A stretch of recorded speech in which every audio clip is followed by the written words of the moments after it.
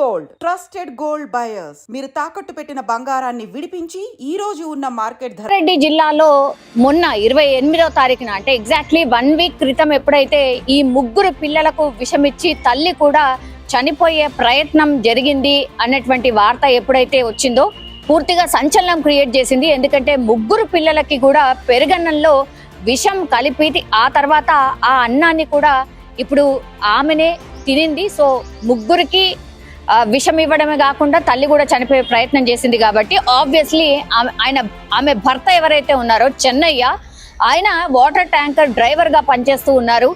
So ఈ వార్త ఎప్పుడైతే వచ్చిందో ఎందుకు ఇట్లా జరిగింది ఏంటి, ఎందుకని వాళ్ళ పిల్లలకి విషం ఇచ్చింది, అట్లాగే ఆమె కూడా విషం తీసుకుంది ఎందుకు అనేది కూడా పెద్ద ఎత్తున చర్చ అయితే నడిచింది. ముగ్గురు పిల్లలు స్పాట్ లోనే చనిపోవడం జరిగింది. వాళ్ళ పిల్లల పేర్లు వచ్చేసి సాయి కృష్ణ 12 సంవత్సరాలు, మధుప్రియ 10 సంవత్సరాలు, గౌతమ్ 8 సంవత్సరాలు. సో ఈ తల్లి ఎప్పుడైతే రజిత, తల్లి పేరు వచ్చేసి రజిత.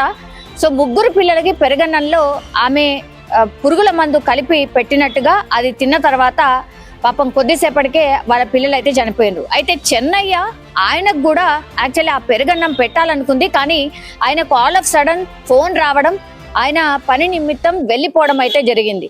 అప్పుడు ఈ రజిత అనే ఆమె ఏం చేసిందంటే ఆమె కూడా పెరుగన్నం తినింది అని అనుకున్నారు అంతా, కానీ కాదు. యాక్చువల్లీ ఆమె పెరుగన్నం ఎంత తక్కువ తినిందో తెలియదు, బట్ ఆమెను హాస్పిటల్కి తరలించడం, కొంత కడుపు నొప్పి వస్తుంది అని చెప్పడంతో దగ్గరలో ఉన్నటువంటి ప్రైవేట్ హాస్పిటల్కి తరలించింది. వెంటనే ఆమె కోలుకోవడం కూడా జరిగింది. ఆమె ఇప్పుడు ప్రస్తుతం బాగానే ఉంది.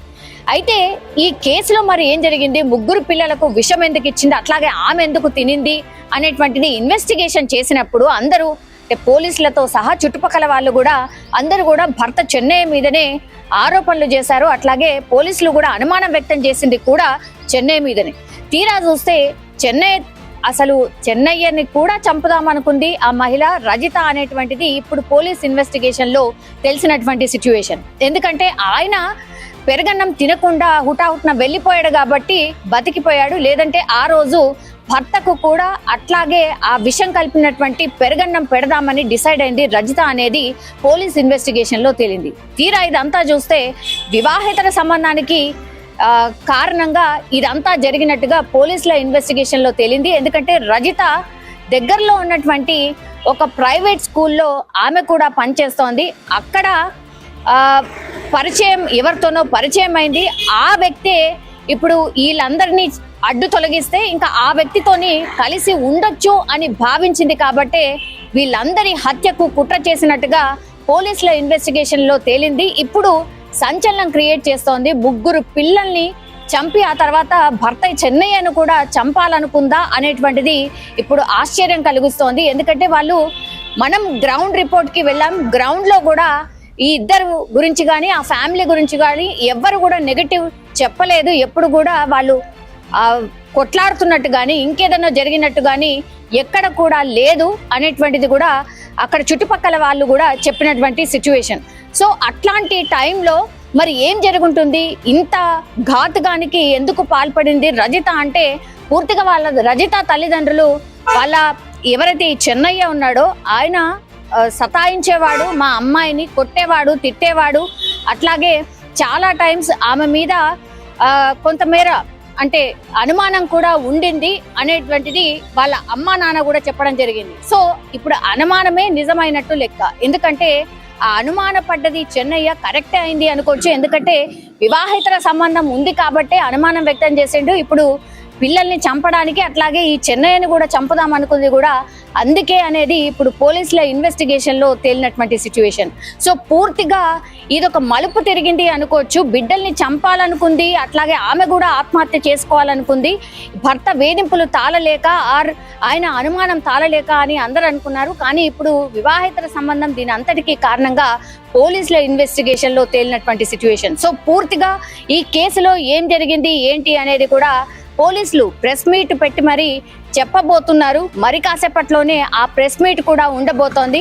కానీ పోలీసులు కూడా ఆశ్చర్యపోయిన సిచ్యువేషన్ అయితే కనిపిస్తోంది. ఇంత కర్కశంగా ఒక తల్లి బిడ్డల్ని చంపి ఆ తర్వాత భర్తను కూడా చంపిన తర్వాత అందరి అడ్డు తొలగించుకొని వివాహేతర సంబంధంతోని ఇంకొక వ్యక్తితో వెళ్ళిపోవాలనుకుంది కాబట్టి ప్లాన్ ప్రకారం ఇదంతా చేసినట్టుగా పోలీసుల ఇన్వెస్టిగేషన్ లో తేలినటువంటి పరిస్థితి అయితే కనిపిస్తోంది. సో అమీన్పూర్ లో జరిగినటువంటి ఘటన ఏదైతే ఉందో విషాదకరమే కాదు, ఇప్పుడు పూర్తిగా ఈ తల్లి ప్లాన్ ప్రకారమే చేసినట్టుగా తేలింది. ఇప్పుడు చుట్టుపక్కల వాళ్ళు కూడా ఆశ్చర్యాన్ని వ్యక్తం చేస్తున్నారు. అట్లాగే పాపం బాధాకరమైనటువంటి విషయం ఏంటంటే అభం శుభం తెలియని, అసలు ఎలాంటి తప్పు చేయని, ఏమీ అవగాహన లేకుండా ఇప్పుడు ఈ ముగ్గురు పిల్లలు చనిపోయినటువంటి పిల్లలకి పెరుగన్నంలో ఆమె పురుగుల మందు కలిపి పెట్టినట్టుగా అది తిన్న తర్వాత పాపం కొద్దిసేపటికే వాళ్ళ పిల్లలు అయితే చనిపోయినారు. అయితే చెన్నయ్య ఆయనకు కూడా యాక్చువల్లీ ఆ పెరుగన్నం పెట్టాలనుకుంది, కానీ ఆయనకు ఆల్ ఆఫ్ సడన్ ఫోన్ రావడం,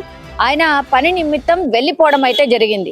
అప్పుడు ఈ రజిత అనే ఆమె ఏం చేసిందంటే ఆమె కూడా పెరుగన్నం తినింది అని అనుకున్నారు అంతా, కానీ కాదు. యాక్చువల్లీ ఆమె పెరుగన్నం ఎంత తక్కువ తినిందో తెలియదు, బట్ ఆమెను హాస్పిటల్కి తరలించడం, కొంత కడుపు నొప్పి వస్తుంది అని చెప్పడంతో దగ్గరలో ఉన్నటువంటి ప్రైవేట్ హాస్పిటల్కి తరలించింది. వెంటనే ఆమె కోలుకోవడం కూడా జరిగింది. ఆమె ఇప్పుడు ప్రస్తుతం బాగానే ఉంది.